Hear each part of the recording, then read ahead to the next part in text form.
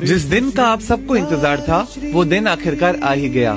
ये बताते हुए मुझे बहुत खुशी हो रही है कि हमारे किशोर के लिए हमारी किशोरी आ रही है। तो आज है डे 1 और हम बनाने जा रहे हैं श्री राधे की भव्य प्रतिमा। श्री राधे की प्रतिमा बनाने से पहले मैंने श्री राधे का आह्वान किया एक दीपक प्रज्वलित करके और कुछ तुलसी के बीजों को इस मूर्ति में सम्मिलित किया, क्योंकि तुलसी श्री कृष्ण को अति प्रिय है।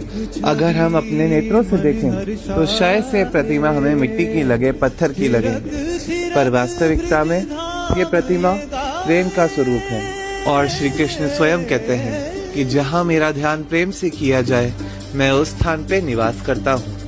तो आप भी जुड़े इस प्रेम यात्रा में, हमें फॉलो करें, शेयर करें, सेव करें, लाइक करें और सब साथ मिलके श्री राधे का स्वागत करते हैं। मिलते हैं अगली वीडियो में, तब तक के लिए राधे राधे।